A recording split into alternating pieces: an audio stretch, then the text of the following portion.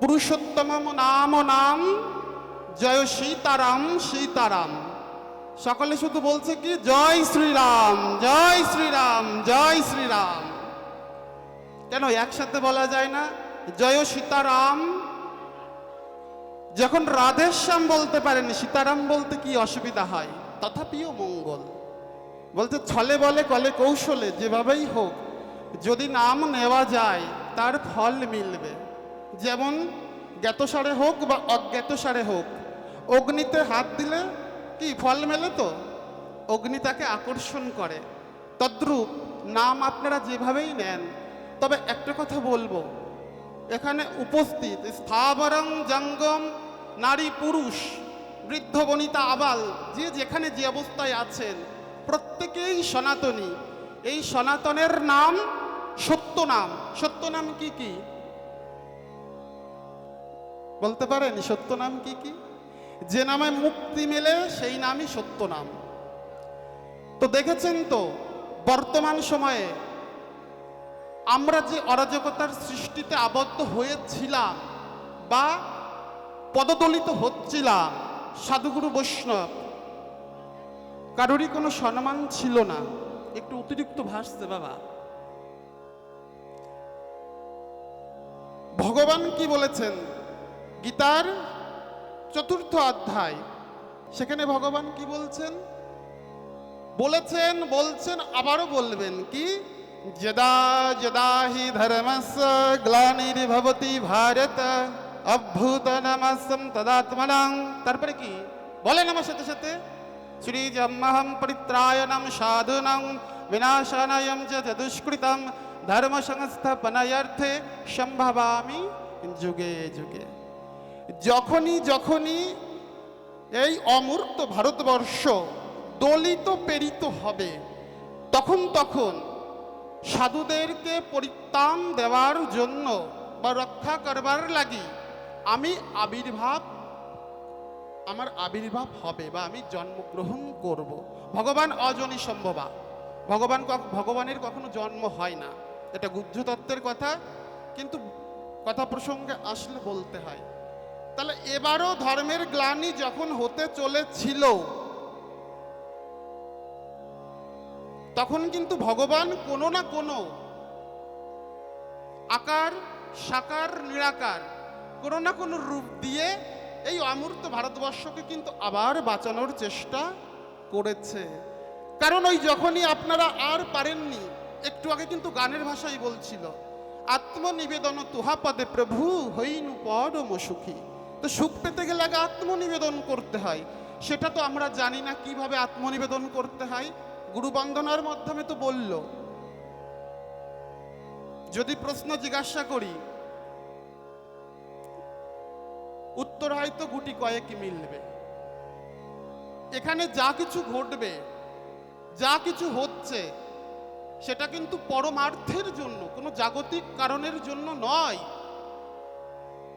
তাই এই যে সত্য নাম রাম নাম বলছে পুরুষোত্তম নাম সীতারাম, মধুর মধুর নাম, মধুর মধুর প্রেম নাম নিতাই গৌর রাধেশ্যাম। প্রেম হয় কোন নামে? গৌর বলে ডাকলে পরে, গৌর বলে কাঁদলে পরে প্রেমের উদ্ভব হয়। হয় কি না? কার কার হয় এখানে হাত তুলুন তো। শুধু ওই বাচ্চা মেয়েটেরই হয়, কারণ ও জানে না যে গৌর কি বস্তু এখনো, তাই ওরই হয়। আর কারো মনে হয় না। এই রাম নাম, রাম জন্মগ্রহণের কতকাল আগে বাবা রামায়ণ রচনা হয়েছিল? বহুকাল পূর্বে। কে করেছিল? বাল্মীকি। তার পূর্বরূপটা কি ছিল? একজন দস্যু। একজন দস্যু যদি ঋষি হয়ে ভগবানের অবতারের ঘটনা তার অবতারিত হওয়ার পূর্বেই রচনা করতে পারে, তাহলে যখন ঋষিকে বাদ দিয়ে এই অমূর্ত ভারতবর্ষে ঋষিবাদের উপাসনা শুরু হয়, তখন অমূর্ত ভারতবাসী কি করে? ত্রাহিমাং ত্রাহিমাং। গীতাতে কি বলছে ভগবান? স্বধর্ম কি নিধনাং শ্রেয়, পরধর্ম ভয়াবহ, যেটা আমরা আকৃষ্ট হয়ে গেছিলাম। কিন্তু সেই সাধুদের কর্মকাণ্ডের পরিপ্রেক্ষিতে আমরা আবার আমাদের সেই পরিত্রাণ পেয়েছি। বলছে দেশের রাজা যদি ইষ্টপ্রাণ না হয়, ইষ্ট মানে বোঝেন তো, দেশের রাজা যদি ইষ্টপ্রাণ না হয় প্রজারা কখনো শান্তি পায় না, থাকতে পারে না। তো আমাদের পশ্চিমবঙ্গের রাজা হয়ে গেছিল, আপনারা সকলেই ভালো মতন জানেন, মহাতীর্থ অমৃতকুণ্ড প্রয়াগ রাজ্যকে বলেছিল কি মৃত্যুকুণ্ড। দেখেন কোথায় চলে গেল, সে পতিত হয়ে গেল। যখনই ত্রাহিমাং রব উঠবে তখনই অমৃত ভারতবাসী বাজবার জন্য নামের না, একমাত্র নামই মুক্তি দিতে পারে। তাই প্রত্যেককে বলবো যে হেলাই না, ভালোবেসে, প্রত্যেকে ভালোবেসে দু বাহু তুলে শয়নে স্বপনে নিশি জাগরণে কি নাম বলবেন বলুন তো দেখি? জয় জয় শ্রীরাম, জয় জয় শ্রীরাম, জয় সীতারাম। এটা আমার সম্পত্তি, আমাদের সনাতনীদের সম্পত্তি। এটা বলতে আমাদের কষ্ট হবে কেন? এ নাম বললে আমরা পুরুষার্থ লাভ করব, আমরা শান্তিতে থাকব। এ নাম বলবার জন্য কখনো কারোর অনুমতি নেবার দরকার পড়বে না। গুটি কয়েক ভক্তরা শুধু কি জপ করে? হরে কৃষ্ণ কৃষ্ণ কৃষ্ণ হরে হরে, হরে রাম রাম রাম হরে হরে। ভক্তরা তো রাম কৃষ্ণ জপ করেই চলেছে। যারা এখনো ভক্ত হয়ে পারেননি তারাও এ নাম জপ করবার চেষ্টা করবেন, তবে যদি মুক্তি মেলে। আমার আলোচনা এ বিষয়ে ছিল না, তথাপিও আমি ভারতবর্ষের বা পশ্চিমবঙ্গের বা নদিয়া জেলার একজন সদস্য, আমার গৌড়ের একজন কাঙাল, তাই এই কথাগুলি বলবার ইচ্ছা মনে করি, তাই বললাম।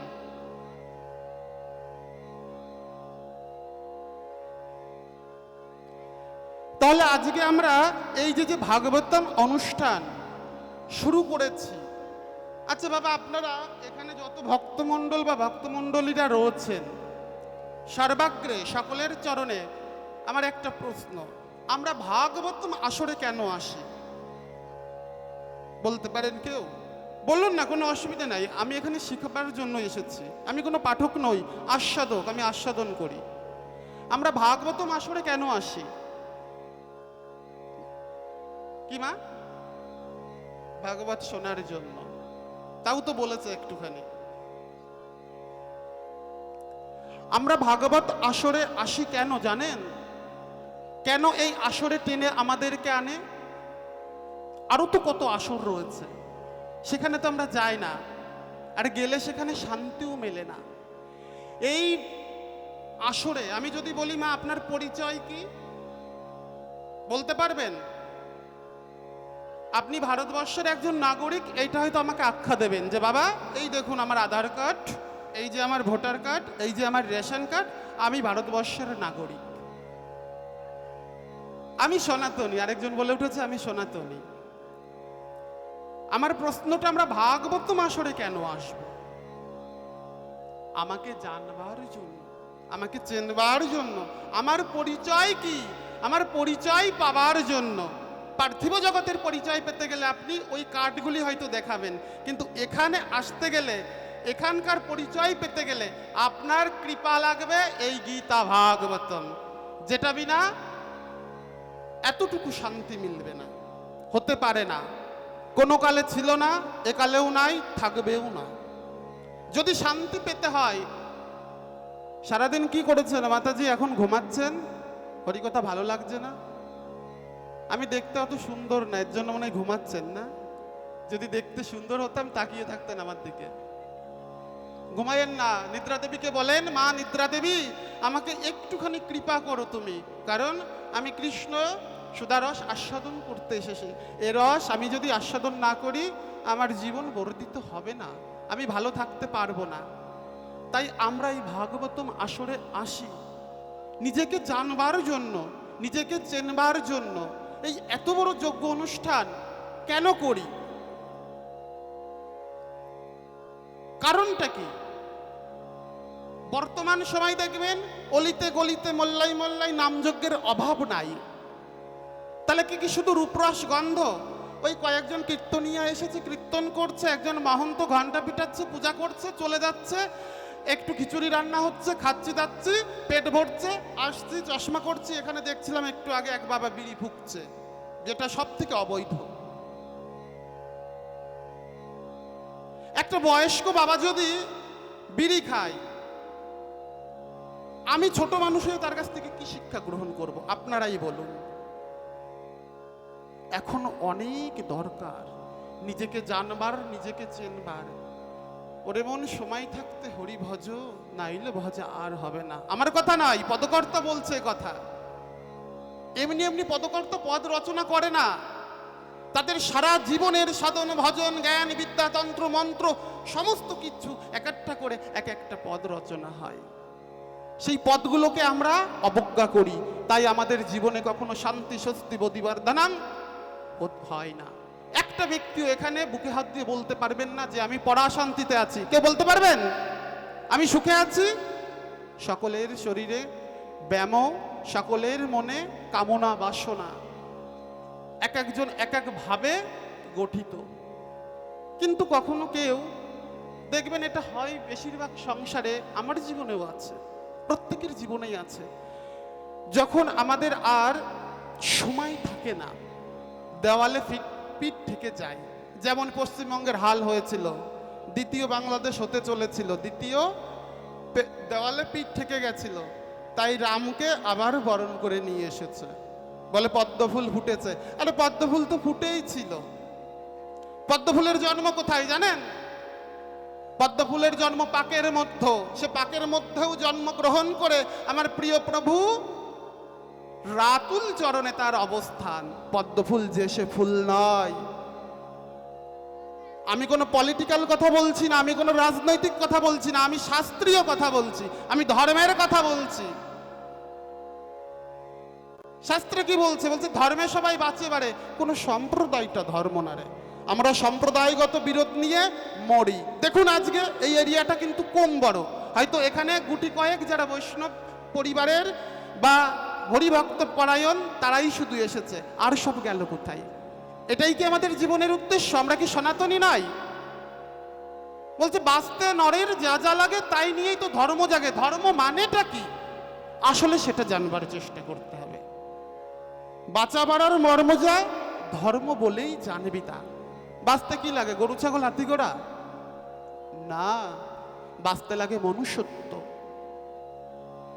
আমরা মানুষ হয়ে জন্মগ্রহণ করেছি বটে, কিন্তু আমাদের মনুষ্যত্বের বুনিয়াদ মিটে গেছে। তাই তো পরধর্মের লোক যারা, তারা আমাদের উপর আকর্ষণ করে আমাদের পদদলিত করবার চেষ্টা করেছে। কারণ সুযোগটা আমরা নিজেরাই করে দিয়েছি। কি দিয়ে? সম্প্রদায়গত বিরোধ এনে। কি সেটা?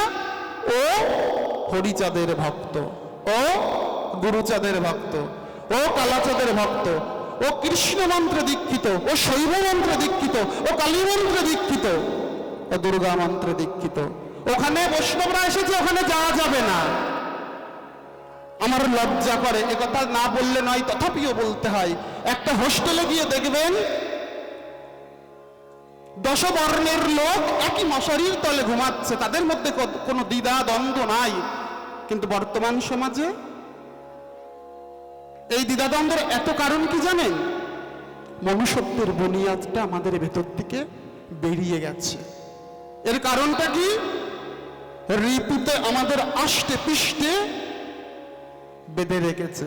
একটু আগে বৈষ্ণব বন্দনার মধ্যেই করছিল। ছয় বিধা কি ভাই বল?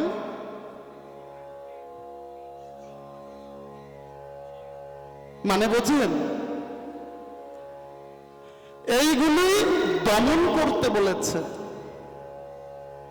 ষড়রিপুটা দমন না করলে আমি আমার নিজেকে চিনতে পারবো না, জানতে পারবো না, পরমার্থ আমার মিলবে না। তাই প্রত্যেকের কাছে করজোড়ে প্রার্থনা করব, আগে নিজেকে জানবার চেষ্টা করবেন, সাধু সঙ্গ করবার চেষ্টা করবেন, সৎ ভাবনা হৃদয়ে আনবেন।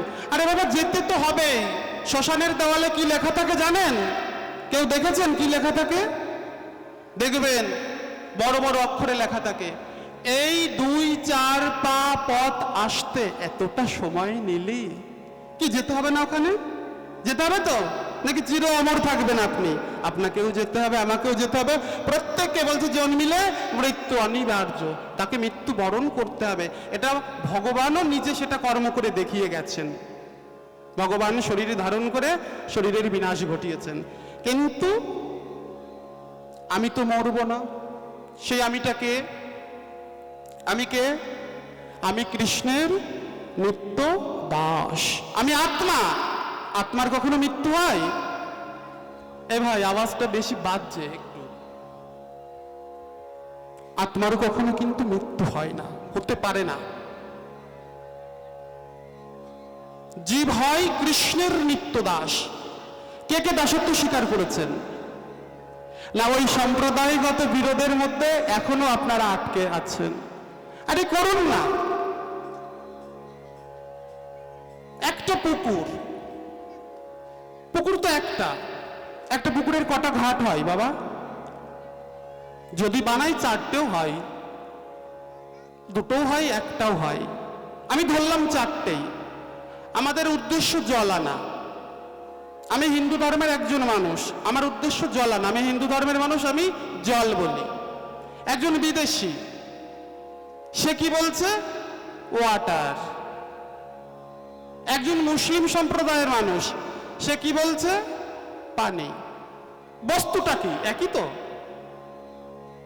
হয়তো কেউ এই ঘাট দিয়ে গিয়ে জল আনছে, কেউ ওই ঘাট দিয়ে গিয়ে পানি নিয়ে আসছে, কেউ ওই ঘাট দিয়ে গিয়ে ওয়াটার নিয়ে আসছে। বস্তুটা কিন্তু একই, জল। যত মত তত পথ হতেই পারে, কিন্তু সেই পথগুলি কি? সব সাধনা। সাধনাটা কেন হয়? চেতনাকে জাগরণ করিয়ে বিস্তারের জন্য। আমরা সেটা ভুলে যাই।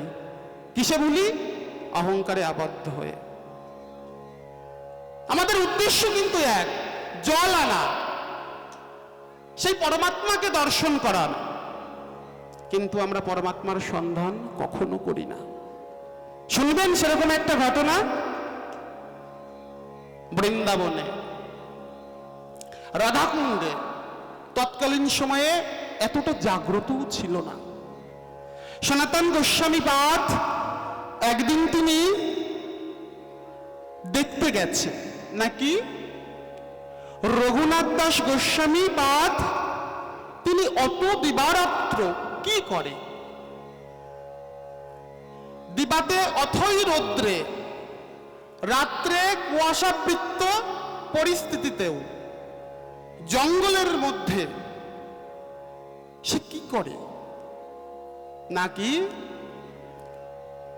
রঘুনাথ দাস পাদের গুরুদেব তাকে বলেছেন, যদি কেউ উৎকণ্ঠার সহিত স্নিগ্ধতার ভাব নিয়ে, প্রেমময় আবেশ নিয়ে যস্মান তুই ভব, যস্মান তুই ভব, যস্মান তুই ভব, এই চিত্তে আকুতি প্রণতি বিষয়ে যদি একবার রাধে রাধে বলে ডাকতে পারে, তাহলে রাধারানী মিললেও মিলতে পারে। এরকম ভাবনা কে ভাবিয়েছে? না পতিত পাবন শ্রী গুরু মহারাজ। বলছে ভক্ত ভগবান ওই অপূর্ব মিলন, প্রেম বর রূপ, এই যে দিব্য আবির্ভাব। তাহলে দিব্য আবির্ভাবটা কে ঘটাচ্ছে এখানে?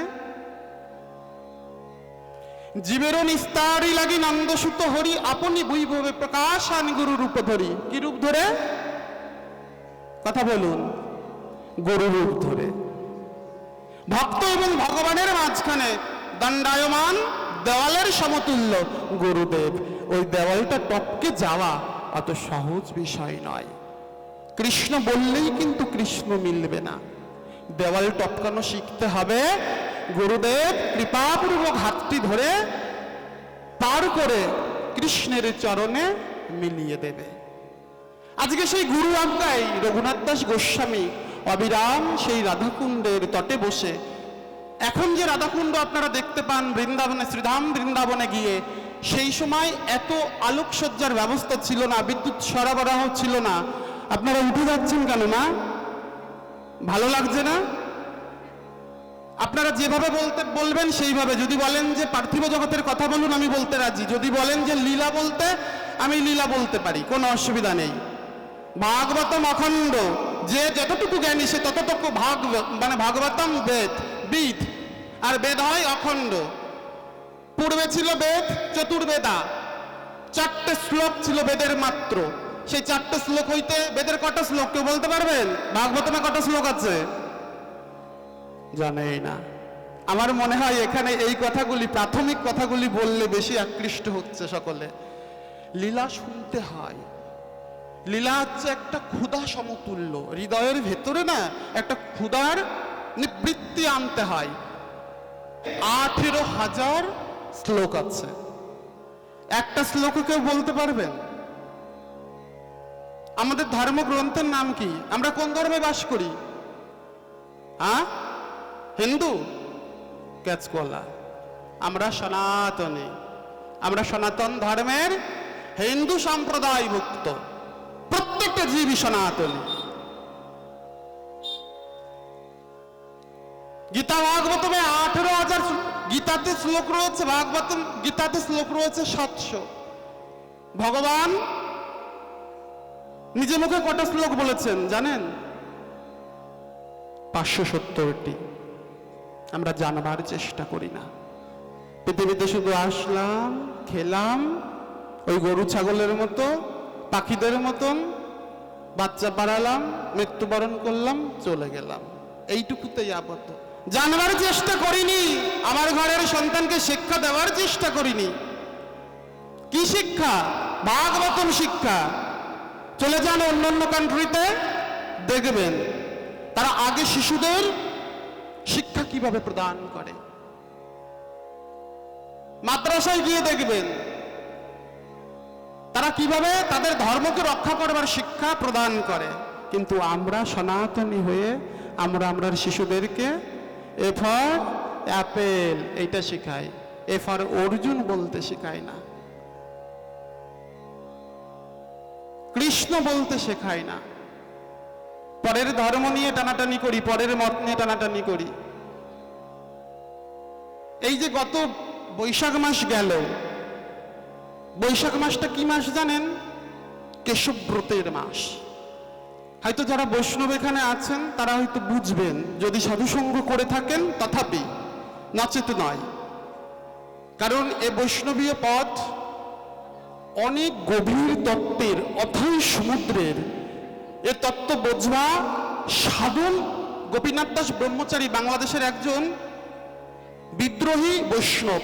তিনি ধর্মের জন্য প্রচুর বিদ্রোহ করেন, সঠিক ধর্মকে স্থাপন করে, হিন্দুত্বের রক্ষার জন্য বিদ্রোহ করে, গোমাতাকে বাঁচাবার জন্য বিদ্রোহ করে। মরণের ভয় তার নাই। সে কি বলে জানেন? বলে কি, ফ্যান খাওয়া বুদ্ধিতে সনাতন ধর্ম চেনা যায় না রে। বাস্তব কথা এটা। সনাতন ধর্মকে জানতে গেলে, হিন্দুত্ব জানতে গেলে হিন্দু হয়ে তো জন্মগ্রহণ করেছি, হিন্দুত্ব নাই, এক নাই। আমরা ডিগ্রির পেছনে শুধু ছুটে বেড়াই। শাস্ত্র বলছে পুঁথিগত বিদ্যায় পারদর্শী হলে পরে তারে শিক্ষা কয় না, আধ্যাত্মিকতা অবয়ন অবচিন্ত না আসিলে তার শিক্ষা হয় না রে। আমরা সব কি করি? বাচ্চা কাচ্চাদের খেয়ে না খেয়ে আগে, এখন তো বাচ্চা কাচ্চাদের সাথে মায়েরাও যায় স্কুলে পড়াশোনা করতে, যায় কিনা? সব গেছে রসাতলে। শাস্ত্রে বলছে হ্যালো কলে গেল সব রসাতলে। হ্যালো কলটা এখন এমন হয়েছে, কি জন্য হয়েছে আমরা জানি না। কারণটা শুনবেন। আমরা বিহার করতে জানি না। আমি শুদ্ধ ভাষায় বলছি, যারা যারা বোঝেন তারা তারা বুঝে নেবেন। পাতি ভাষায় বললে আমি ছোট তো একটু লজ্জা করে। অনেকে বড়রা রয়েছে, আবার বলবে গোসাই কি না কি বলে দিচ্ছে। বিহার মানে বোঝেন? আরো সহজ করে দিচ্ছি, সঙ্গম। বোঝেন তো? আমাদের বিহার বলছে প্রথমে আহার শুদ্ধ নাই, পরে তো বিহার শুদ্ধ নাই। সন্তান শুদ্ধ হবে কি করে? খেটে পিটে মানুষ করাচ্ছি বটে, কিসের জন্য? বৃদ্ধাশ্রমে যাবার জন্য। মানুষ হয়ে এসেছে বটে, প্রকৃত পরমার্থ তাকে দেখিয়ে দিচ্ছি না। গীতা ভাগবত শিক্ষা দিই না, গীতা পড়াই না, ওই কোথাকার বিদেশি কালচার সেটা শেখাই। একটা মানুষও আমাদের এই বিশেষ করে এই পশ্চিমবঙ্গে এটা ঘটে, আমি দেখি। 25শে ডিসেম্বর কে কে পালন করেন? হাত তুলুন। একেবারে মাইক বাজিয়ে, বাজি ফাটিয়ে একদম উচ্চাশ্বাস। জানেন ওটা কাদের? যীশু খ্রিস্টের। আপনারা কি খ্রিস্টান ধর্মাবলম্বী? শ্রদ্ধা করুন। শ্রদ্ধা করতে সনাতন এই শিক্ষাই প্রদান করে, প্রত্যেককে শ্রদ্ধাবান হতে শেখায়, সততা শেখায়। শ্রদ্ধা করবেন না, কিন্তু নিজের মতটাকে, নিজের মাকে মা না বলে শাশুড়ি মাকে তো মা বলা পেতেছি আমরা সকলে। তুই বলিস নাকি ভাই? বলে। জানেন, এটাই হচ্ছে জগতের পরিণতি। কেন হচ্ছে জানেন? কারণ আমরা শাস্ত্র জানি না, জানবার চেষ্টাও করি না। তার দোষ আমার, মা বাবাদের দোষ। মা বাবারা যদি, গার্জেন যদি সঠিক না হয়, একটা মোবাইলে দেখবেন বর্তমান, এক্ষুনি ওখানে দেখছিলাম, ওই দেখুন এখনো দেখছে। আমার চোখ কিন্তু শকুনের থেকেও বেশি ভয়ঙ্কর। পেছনেও আছে চোখ, কি করছে বলে দিতে পারবো। একটা মোবাইলে একটু ভিডিও কলের আশায়, একটু কথা বলবার আশায় জীবনটা শেষ করে দিচ্ছে। আরে ভগবান তো, আমি আর খুলে বলছি না, আপনারা সকলেই জানেন। বলছে কৃষ্ণ প্রেম জেগেছে যার অন্তরে, বদন নয়ন দেখিলে তারে যাই রে চেনারে। তা বদন আর নয়ন দেখলে আমি বুঝতে পারি, আপনারা সকলেই জানেন। ফেসবুকের জামানা, হোয়াটসঅ্যাপের জামানা, আর কি বলে ইনস্টাগ্রামের জামানা। এই জামানায় জীবন বাঁচা একেবারে জিনা, মানে কি বলে, জিনা হারাম করে দিচ্ছে। কারণ মোবাইলে খেয়ে ফেলে দিচ্ছে। ভগবান যেহেতু আপনাকে পাঠিয়েছে, আপনার চাল চুলো সমস্ত কিছু দিয়েই পাঠিয়েছে, কিন্তু আমরা সেটা সঠিক টাইম, সঠিক সময়ের আগেই আমরা সেটা পাবার আশা করি।